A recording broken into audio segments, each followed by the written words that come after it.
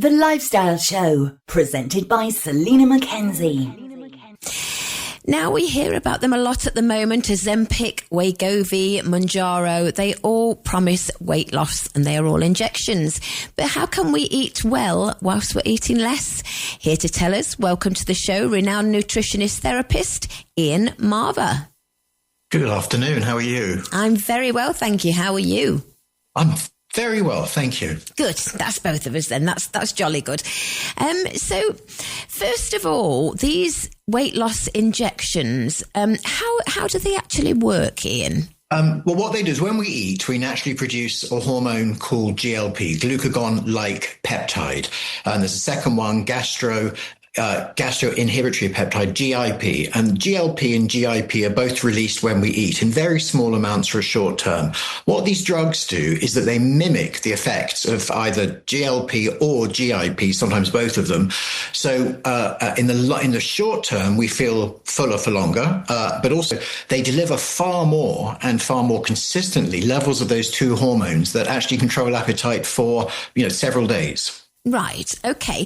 So they're not actually making you lose weight. They're just restricting your appetite. They're restricting your appetite, certainly. And what they're also doing is slightly slowing down the way that food passes through the digestive system, which, of course, as we know, will also reduce your appetite for longer. Now, because it's a natural hormone, that people will often ask, well, why can't I just do it through diet and exercise? The reason is that these replicas are far more powerful. And what they do is these hormones, they're peptides, actually. They lock on to sort of receptor sites that are all over the body.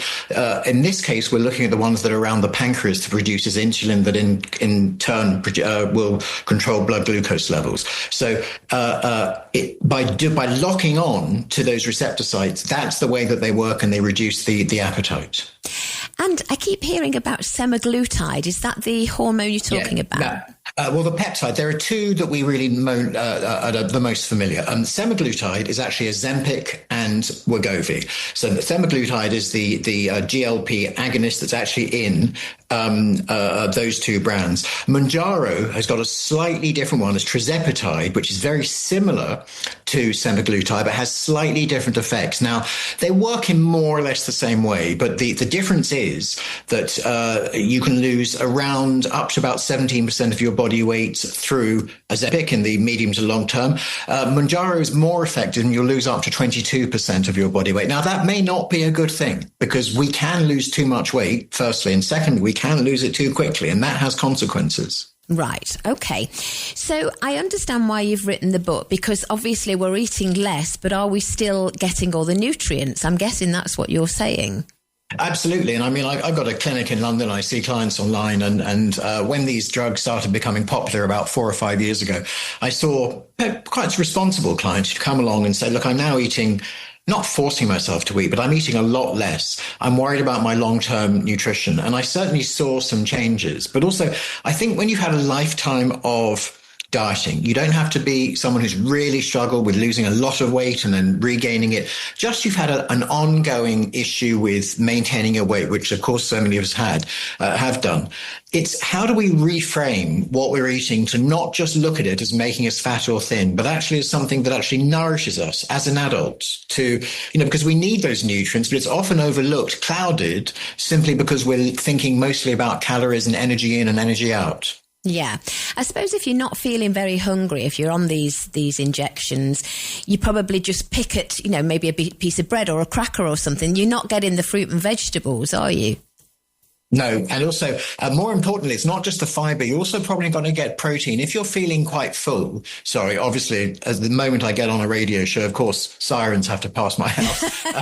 Don't worry. It's inevitable. Someone will start hooting at the moment, as it always happens. But what happens is that protein is like sort of chicken breast, fish, beans, whatever it may be. They're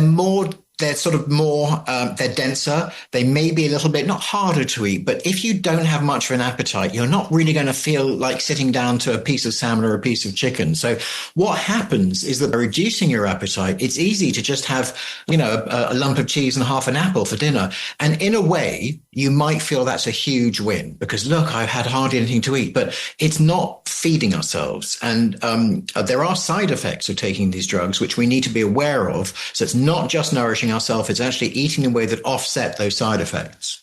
What are the side effects, Ian? Well, there are digestive side effects. Most people will have some sort of change in digestion. It could be constipation. It could be gas. Those often pass, not always. But there are other side effects such as nausea. One can have more serious side effects, which is where, for instance, gastroparesis, when the stomach actually slows down to such a degree that food isn't passing through properly.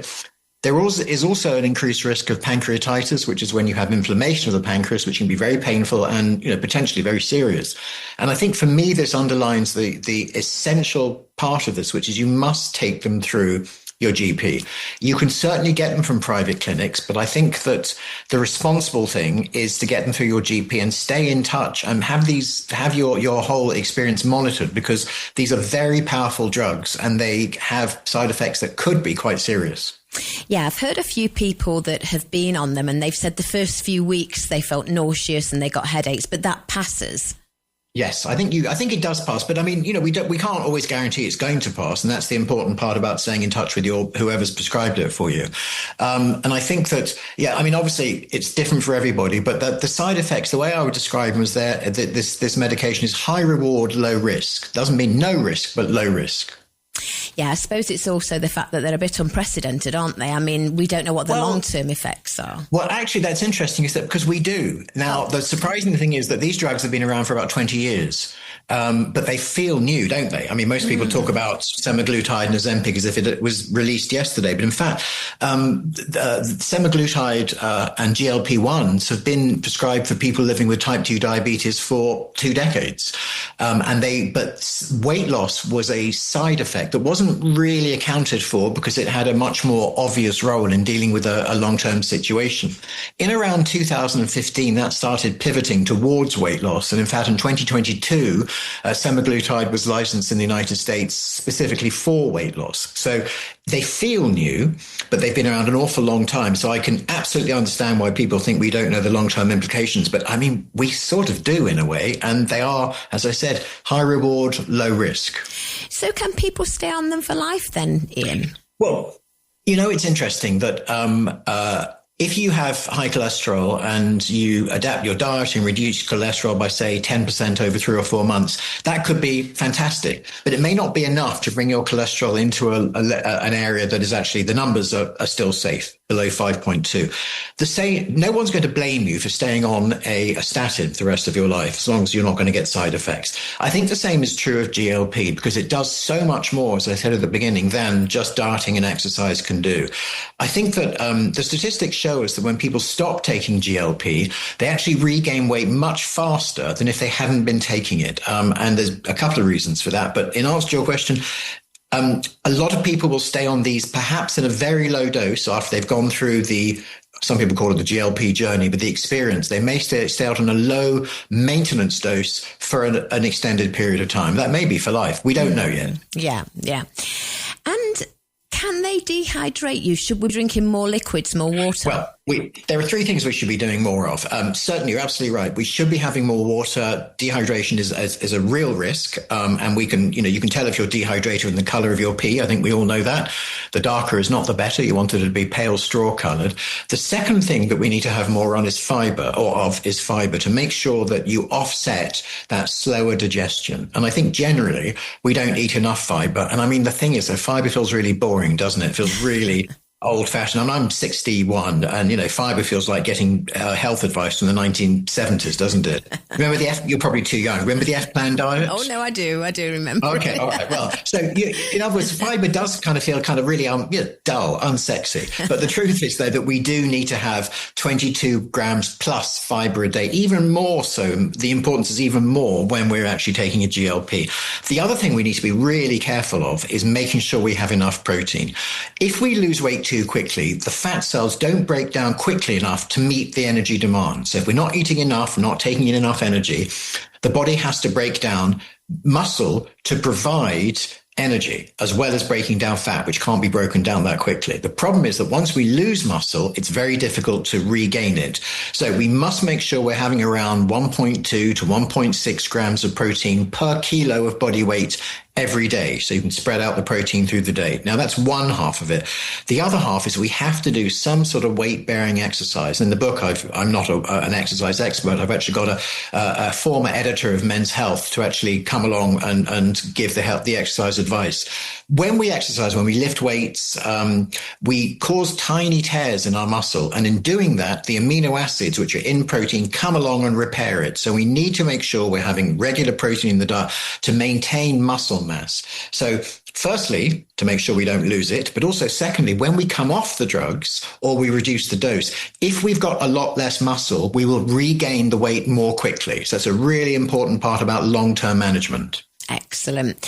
Well, in the book, the GLP-1 Handbook, Eating Well When Taking Weight Loss Medication, is it a guide? I mean, are you giving people diet plans or is it just explaining what it's about? All of that. I look at the history. I also look at one of the aspects which I find really interesting, which is the way that there's a lot of secrecy and shame about taking these drugs. And we all know people who are taking them, and we all know a lot of people who deny taking them, who are probably taking them. I think that's a really fascinating area of the drugs because there's so many potential reasons. And I think that, so I look at that. I look at how they work, a lot of the side effects. I've got, I think I've interviewed 400 something people for this book, and some of their stories are actually in the book, which people relate to. There's a guide to nutrition, explaining why you need to focus on certain things. And then there are masses and masses of menu ideas, things you can have: breakfast, snack, lunch, snack, and dinner, explaining why you need them, what they do for you. I then also talk about supplements, because I think generally we take supplements without knowing why we're taking them or what we're doing, because there is that feeling that if I take more, then they're good for me. I don't know if you take supplements, but, I think sometimes we take them on a bit of a promise, just in case. Yeah. You'd hate to get at the end of your life and the doctor says, God, if only you had a bit more vitamin C or something, you don't want to be really stupid about that.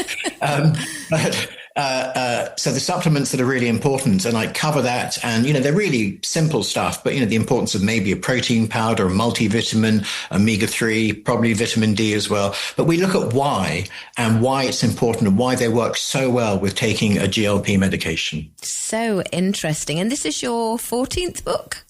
15th, actually. 15th. Amazingly. I know. 26 years, 15 books. That's very kind. It's out today, actually. So it's been a really exciting and very busy day. Brilliant. Well, we are selling it on our website right now. For our listeners, you can go to the virtual bookshop banner. It's called the GLP-1 Handbook, Eating Well When Taking Weight Loss Medication. And it's by Ian Marber, who we're speaking to now. Ian, do you have a website as well? I do, ianmarber.com. And if anybody has any questions, I'll do my best to answer them. I also, if they want to have a consultation about GLP-1 or any aspect of nutrition, I'm often online doing consultations with people all over the world. That's wonderful. Thank you so much for explaining it to us, Ian. Thank you so much for having me on. Much appreciated. You're welcome. Bye-bye. Take care. Bye-bye.